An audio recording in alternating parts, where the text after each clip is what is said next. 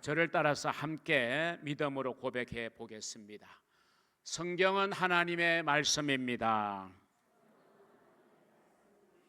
성경의 말씀은 진리입니다. 이 두 가지의 사실은 결코 양보할 수 없고 또 흔들릴 수 없는 분명한 우리의 고백입니다. 그리고 이 고백 위에, 이 사실 위에 우리 기독교는 세워져 있습니다.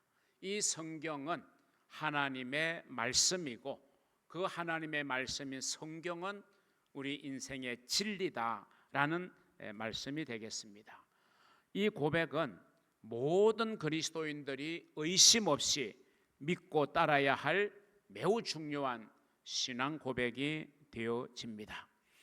성경을 하나님의 말씀이요 진리임을 믿고 따르는 것이야말로 우리 신앙인의 기초 중에 기초가 된다 말씀드릴 수가 있을 것입니다.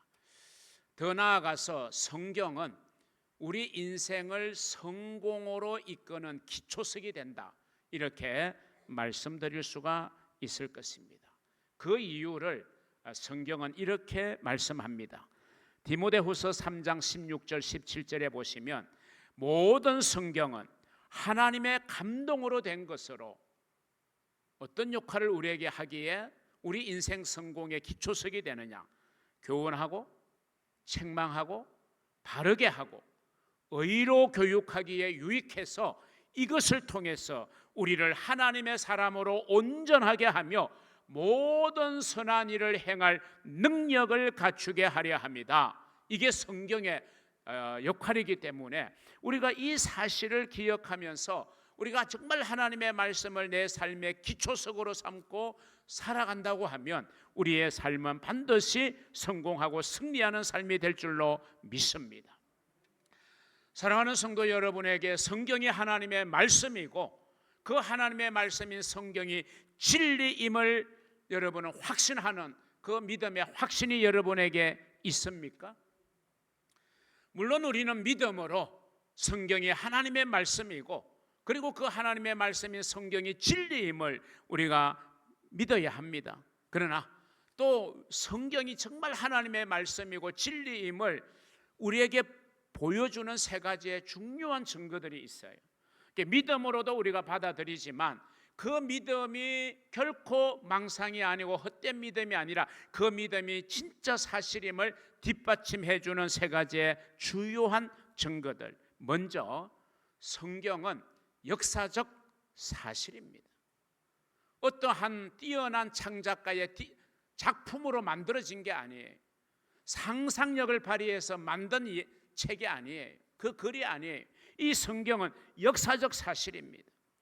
성경에 기록되어 있는 인물 그리고 사건 그리고 숱한 나라들과 민족들과 또는 장소들, 이 모든 것들은 꾸며낸 사람도 인물도 사건도 장소도 아니라 실제로 역사 속에 실제 했던 인물이고 사건이고 장소였다는 사실입니다. 이것은 거의 다 증명이 됐고 또 계속해서 고고학자들의 노력으로 그러한 것이 역사적 사실이었음을 증명해 주는 고고학적인 발견은 지금도 끊임없이 계속되어지므로 이 성경에 기록된 모든 것들이 역사적 사실임을 우리에게 증명하고 있는 것입니다. 다음으로 성경의 통일성 그리고 성경의 일치성을 우리에게 보여주고 있다는 점에서 성경은 하나님의 말씀이고 진리라는 거예요. 여러분, 성경은 하나님의 감동을 받은 사람에 의해서 기록되었는데 이 성경이 오늘 우리에게 주어진 이 성경을 기록하는데 하나님이 사용하신 사람이 무려 40여 명의 저자가 이 성경을 쓰는데 선택을 받았습니다. 그 40명은 다른 시대를 살았고 또 민족과 또 직업과 여러 가지의 자라난 환경이 달랐습니다. 서로 다른 배경을 가지고 있는 저자들이에요. 시대적으로도 그렇고요. 그리고 이 성경의 첫 기록과 마지막 기록의 그 시간표는요, 약 1500년이 넘는다고 합니다. 이 우리가 가지고 있는 이 성경 한 권이 40명의 저자를 하나님이 선택하셨고, 그리고 1500년이 넘는 긴 기간에 걸쳐서 기록된 말씀이 이제 오늘 이 시대에 우리에게 한 권의 책으로 묶여져서 우리에게 전해지고 있는 것입니다. 본래는 이 성경이 각 권마다 두루마리로 전해지는 것이 이렇게 이제 신약 시대에 들어와서 니케아 종교회의를 통해서도 이 성경의 정경이 이제 확정이 되어지게 되는데, 여러분 40명의 사람이 썼고 1500년이 넘는 시대에 걸쳐서 썼기 때문에 충돌이 일어날 수 있잖아요. 뭔가 모순이 일어날 수 있잖아요. 그런데 성경은 놀라우리만큼 통일성을 유지하고 있고 성경은 서로 배치되지 않는다는 겁니다. 다양한 문화와 환경 속에서 기록된 책이지만 이 성경은 일관된 통일성을 가지고 있다. 주제와 내용적인 면에서 그렇습니다. 문체와 형태는 저자의 특성이 반영되어 있지만 적어도 가장 성경의 중요한 부분인 그 주제와 내용에 있어서는 놀라울 만큼의 통일성을 이루고 있다. 이것은 인간의 산물이 아니라 그 인간에게 성령의 감동을 주셔서 역사하게 하시고 기록하게 하신 우리 성령 하나님의 역사이기 때문에 이 성경의 통일성을 볼 때 우리는 성경이 하나님의 말씀이요 진리임을 확신하게 되는 겁니다. 그리고 중요한 것, 이 성경은요, 이 성경을 읽고 접하는 사람의 인생을 변화시킨다는 것입니다. 이게 정말 놀랍지 않습니까? 물론 좋은 고전의 책이나 위인전 이런 거는 우리의 마음의 양식을 주는 거는 분명합니다. 그래서 요즘은 하지 않지만 이제 제가 초등학교 다닐 때는 그 고전 읽기 반이 있었어요. 그래서 거기에 지역대회도 있고 대표가 되면 도대회 나가고 또 대표가 되면 전국대회로 나가서 이 고전 읽기 반이 있어요. 그래서 정말 자라나는 세대에 꼭 읽었으면 하는 그런 어떤 고전을 읽게 하고 그 내용을 가지고 이제 평가를 하게 되는 그런 일이 있었는데, 저도 그 고전 읽기 반에 이제 들어가서 이제 고전들을 읽었던 기억이 생생합니다. 여러분, 이 역사 속에 수많은 사람들이 변화되는 과정에 보면요, 가장 지대한 영향력을 끼친 그 중심에 여러분 성경이 있다는 사실은요, 이미 수많은 사람들의 간증을 통해서 우리에게 잘 알려져 있는 사실이에요. 그렇습니다. 여러분, 이 진리의 말씀인 하나님의 말씀인 이 성경은요, 우리의 인생을 변화시키는 놀라운 능력이 있다는 사실을 우리는 성경의 역사성, 성경의 통일성과 더불어 이 성경이야말로 하나님의 영이 역사하시는 하나님의 말씀이고 우리 인생의 지침이 되고 우리 인생을 새롭게 만드는 그런 점에서 이 성경은 정말 하나님의 말씀이고 진리임을 강력하게 뒷받침하고 있어요. 여러분, 우리나라가 보유하고 있는 세계적인 유명한 가수 중에 싸이라는 가수를 여러분 아시죠? 그 싸이가 불렀던 노래 중에 강남스타일이라는 노래, 한동안 그냥 온갖 방송에서 나왔던 그 강남스타일, 그 말춤 추면서 하는 이 강남스타일의 유튜브 조회수가 무려 지금 59억 뷰를 넘어섰다고 합니다. 59억 번을 한 사람이 여러 번 본 것이도 있죠. 아무튼 59억의 조회수를 기록할 만큼 아주 큰 세계적 인기를 누렸던 곡이 싸이의 강남스타일이에요. 그런데 여러분, 그 수많은 조회수를 기록한 강남스타일이 여러분 사람의 인생을 변화시킬 수 있을까요? 순간 길은 즐겁게 할 수 있을지 모르지만, 흥을 돋굴 수 있을지는 모르지만, 신을 나게 하게 할 수는 있을지 모르지만, 몸을 흔들고 춤을 추게 만들 수 있을지는 몰라도 근본적인 인생을 변화시키는 그런 감정은 나오지를 않습니다. 여러분, 세상의 기반을 둔 모든 것들은요 다 흘러가는 겁니다. 지나가는 겁니다. 그래서 그걸 우리는 유행가 그렇게 말합니다. 유행가 따라 다 흘러가는 거예요.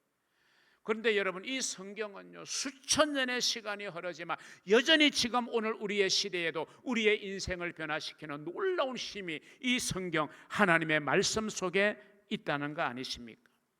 사랑하는 성도 여러분, 그렇기 때문에 저는 한마디로 이렇게 단정 짓고 싶습니다. 성경은요 참 좋은 책이다. 이것보다 더 달리 할 표현이 없어요. 성경보다 좋은 게 없어요. 성경은 참 좋은 책입니다. 여러분, 여러분이 가지고 있는 모든 책, 모든 문학 서적, 모든 책들보다도 성경이 가장 좋은 책이에요. 여러분이 지금까지 들어왔던 모든 음악보다도 여러분 이 말씀에 기반한 찬송을 능가할 수는 없는 거예요. 이 성경은 우리 인생에 유익한 안내서가 되고 우리 인생을 성공적으로 이끄는 기초석이 된다라고 분명히 말씀드릴 수 있습니다. 성경은 한마디로 참 좋은 책입니다. 여러분, 참 좋다는 말은 무슨 말이에요? 참 좋다는 것은 항상 곁에 지니고 가까이 한다는 거예요. 여러분, 참 좋은 사람 늘 함께 하고 싶은 마음 있잖아요. 참 좋은 물건 여러분 늘 여러분 곁에 두잖아요. 여러분, 성경보다 다 여러분 곁에 두는 게 있어요. 핸드폰이에요. 그렇죠, 핸드폰. 지난주도 제가 좀 언급했지만 요즘은 이제 핸드폰 없이는 정말 생활이 어려워요. 그거 인정해요. 왜냐? 전화번호는 이제 기억을 못해요. 다 입력된 거 찾아서 하기 때문에 옛날에는 그래도 손으로 전화번호를 적어서 반복하다 보면 기억도 되는데 요즘은 다 입력해가지고요. 전화번호도 가족들 전화번호도 제대로 기억 못할 때가 있어요. 핸드폰 하나 잃어버리면 생활이 올 수도 없대요. 메모도 해놓았죠. 전화번호 다 입력되어 있죠. 또 스케줄 다 입력되어 있죠. 옛날에는 뭐 다 머릿속에 스케줄을 깨고 있지만 요즘은 그 핸드폰에 그 스케줄을 보지 않으면 깜빡깜빡 잊어버리는 나이가 다들 많잖아요. 이 핸드폰이 정말 이제 우리에게는 유익한 기구로 가까이 와 있어요. 그걸 부인하는 건 아니에요. 여러분, 성경이 참 좋은 책이에요. 정말 좋은 책이에요. 그런데 여러분, 성경이 여러분의 가까이에 있습니까? 항상 여러분 곁에 자리 잡고 있습니까? 그걸 여러분에게 묻고 싶은 거예요.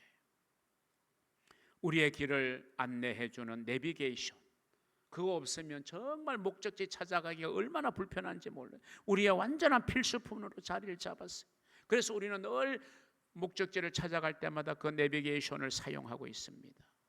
그런데 여러분, 참 좋은 책 성경, 참 좋은 책 이 성경을 단지 책장에 꽂아두고만 있는 것은 아닌지요?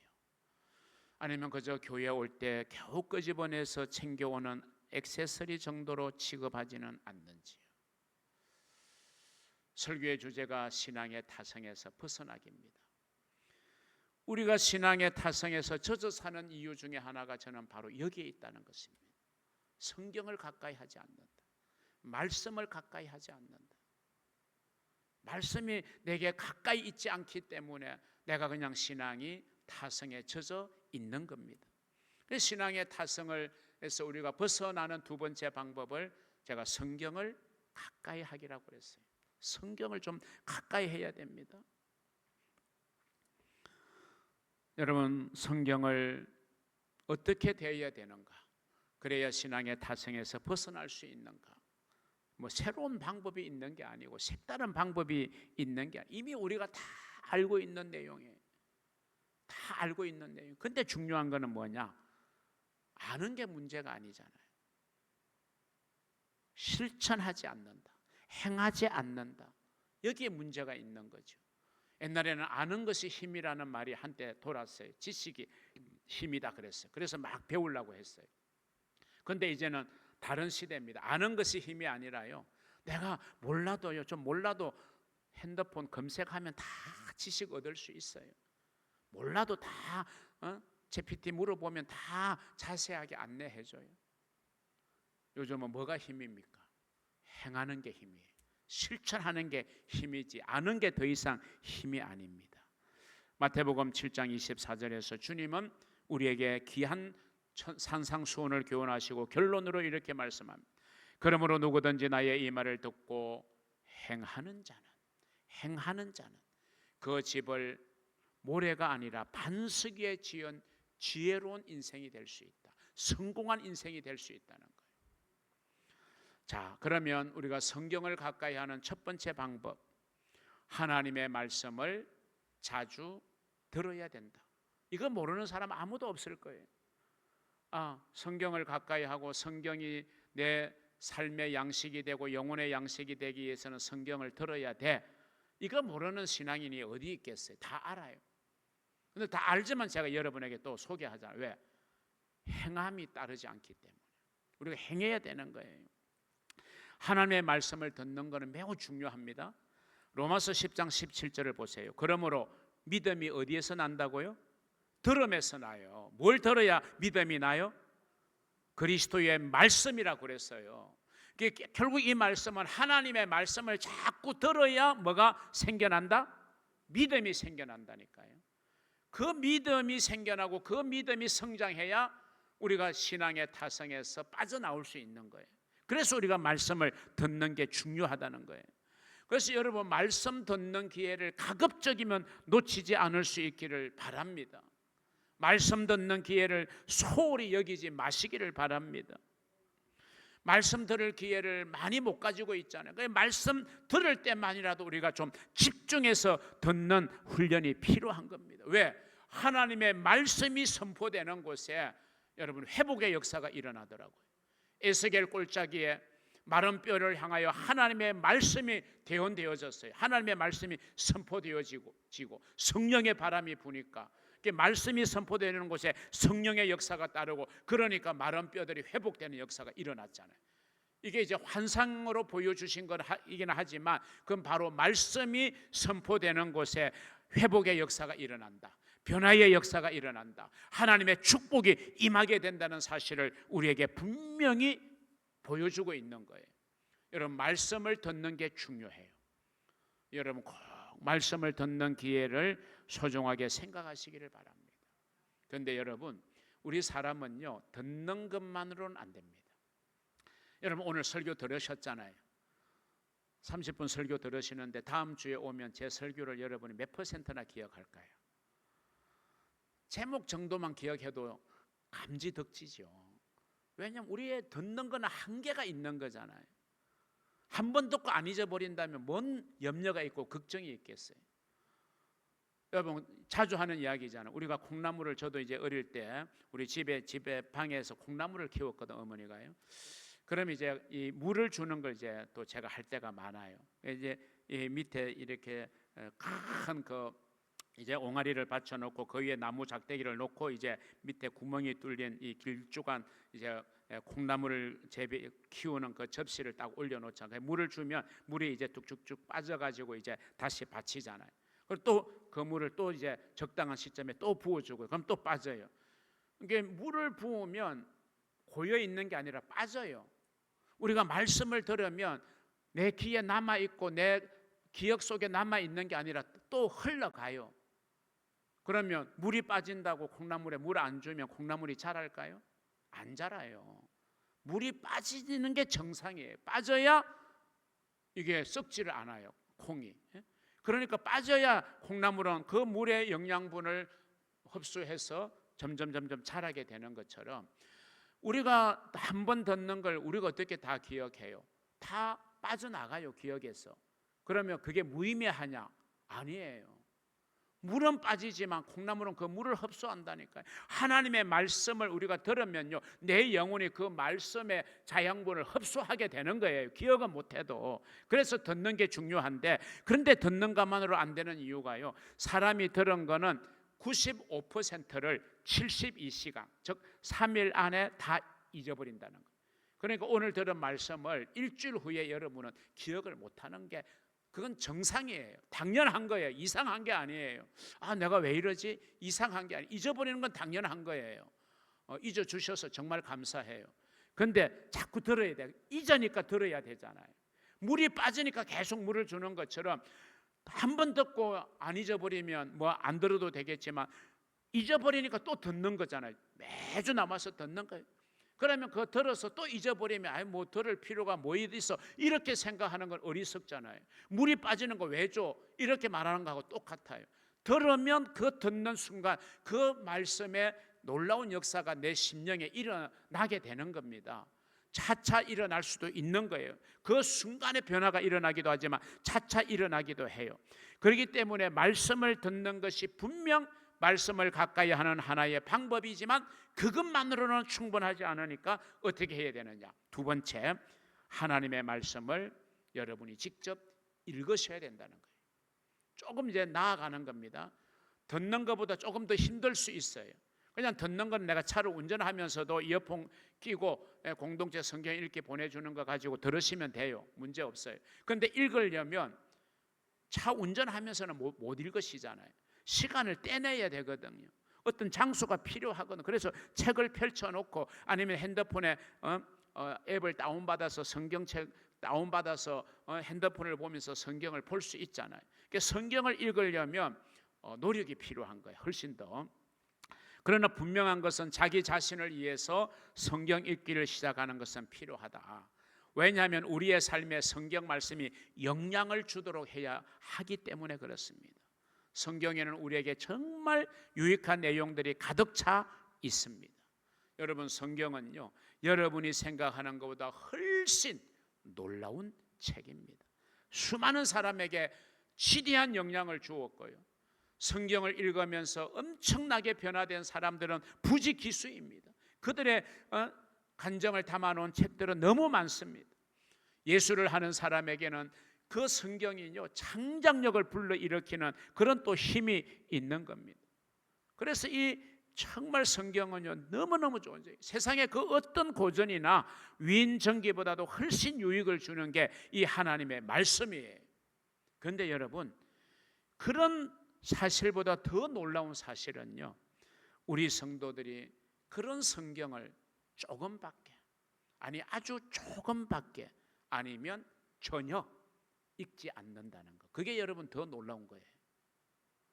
이렇게 좋은 책인데, 이렇게 유익한 책인데, 이렇게 우리에게 복이 되는 책인데 그걸 아주 조금 아니면 전혀 읽지 않는다는 게 여러분 놀랍지 않으세요? 여러분이 그 놀라운 주인공이 되지 않기를 저는 주의 이름으로 소원합니다. 오늘 본문 19절을 보세요. 평생에, 여러분 살아가는 평생에 여러분의 옆에 두고 읽어야 될 책, 이게 성경이에요. 평생에 여러분 옆에 두고 읽어야 해요. 어떤 사람 그러더라고요. 성경을 베고 주무신대. 그래서 자는 중이라도 성경 말씀이 내 머릿속에 좀 들어오라고. 그러면 또 어떤 사람은 어떻게 불경스럽게 하나님의 말씀을 베고자. 여러분, 책 그 자체가 문제는 아니잖아요. 뭐 그렇게 할 수도 있어. 성경책 베고 주무실 때 잠이 잘 오시면 그렇게 주무세요. 뭐 그게 불경하겠어요? 하나님의 말씀을 소중히 여기는 마음이 중요한 거지. 그런 마음으로라도 내가 성경을 베고자 하면 그래도 하나님의 말씀이 내 뇌에 영향을 주지 않을까? 뭐 그렇게 하시면 돼요. 태아에게 말씀을 들려주면요, 그게 태교잖아요. 여러분, 그렇게 우리가 하나님의 말씀은 평생 내 옆에, 자기 옆에 두고 읽어야 돼요. 그래서 우리가 하나님 여호와 경외하기를 배워야 된다 그랬어요. 그리고 율법의 모든 말과 이 규례를 지켜 행하도록 작정해야 된다는 거예요. 이게 여러분 이스라엘 백성들에게 또 오늘 우리 그리스도인들에게 주시는 하나님의 권면의 말씀입니다. 사람들은 성경을 읽지 않는 이유를 어렵다고, 이해가 되지 않았으라고, 또는 요즘 현대인들은 너무나도 바쁘다는 핑계로 읽지 않습니다. 그러나 여러분, 성경을 그냥 이해가 안 되어도 읽으십시오. 읽고 또 읽으면요, 하나님이 지혜를 주시고, 아까 성경이 뭐로 기록되었다고요? 성령의 감동으로 기록되었어요. 그러면요, 성경을 이해하려면 성령의 감동이 우리에게 주어져야 돼요. 그래야 이해가 돼요. 한 사람의 문학 작품을 이해하려면 그 사람의 문학 세계를 알면 훨씬 작품을 잘 이해할 수 있는 것처럼 성령의 감동으로 됐기 때문에 우리가 성경을 읽을 때에 성령님, 성령 하나님 나에게 감동을 주시고 깨달음을 주셔서 이 말씀을 읽을 때 깨달아지게 하여 달라고 기도하고 읽으시면 더 좋죠. 성령을 의지하는 마음으로 여러분이 성경을 읽으시기 바랍니다. 이해가 안 돼도 읽으세요. 이해가 안 돼도 읽으세요. 그러면 때가 되면 하나님의 성령의 역사가 깨달아지게 하는 역사가 있게 될 것입니다. 여러분의 변화의 역사가 일어나게 될 것입니다. 그러나 성경을 읽지 않으면 그런 역사는 일어나지를 않는 거예요. 여러분, 이제부터라도 성경 읽기를 여러분 조금씩이라도 시작할 수 있기를 주의 이름으로 축원합니다. 세 번째로, 우리는 하나님의 말씀을 상고하셔야 돼요. 상고. 자세하게 고찰한다, 자세히 살핀다, 상세히 고찰한다. 상고. 성경은 듣는 것이나 읽는 것으로만 그치지 말고 이게 무슨 뜻일까? 이게 오늘 나에게 무슨 의미를 주고 무슨 교훈을 줄까? 이 말씀을 통해서 하나님은 나에게 무엇을 원하시는가? 이런 것 좀 이제 한번 여러분 묵상하는 시간까지 나아가면요, 이 말씀의 은혜가 더 풍성해지는 거예요. 사도행전 17장 11절에 보면요, 베레아에 있는 사람들은 데살로니가에 있는 사람들보다 더 너그러워서 간절한 마음으로 말씀을 받고, 이 말은 말씀을 들었다는 거예요. 말씀을 읽었다는 거예요. 그리고 이것이 그러한가 하여 날마다 성경을 상고했다. 자세하게 살폈다는 거예요. 그 말은 묵상했다는 거예요. 자세하게 살폈다는 거예요. 이 상고라는 단어는 열심 또는 진찰의 의미를 가지고 있어요. 의사가 환자를 정진기와 또 어떤 정세를 물어보면서 열심히 진찰해야 정확한 원인을 발견할 수 있잖아요. 열심히 진찰하잖아요, 의사들은. 또 아주 요즘 발견되어진 그런 도구들을 이용해서 환자의 몸 상태를 아주 열심히 세밀하게 진찰하잖아요. 그래야 정확한 원인을 알고 그래야 처방을 할 수 있기 때문에 그렇습니다. 여러분, 우리가 똑같아요. 성경 말씀 하나하나에 우리가 열심을 품고 그리고 그 말씀에 대하여 세심하게 관찰을 해야 돼요. 살펴야 돼요. 그래서 이 말은 무슨 말이냐? 말씀을 머리에 지식으로 담지 말고 가슴에, 마음에 말씀을 담아두라, 심으라는 거예요. 성경을 읽는 것과 성경을 상고하는 것의 차이는요, 딱 두 글자입니다. 메모입니다. 메모.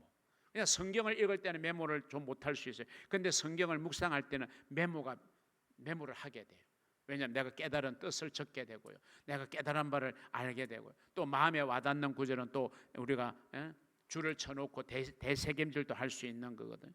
그래서 우리가 성경을 듣고 읽고 상고하는 일에 힘쓰게 되면요, 우리의 삶에 필요한 대답을 성경은 우리에게 주고 있습니다.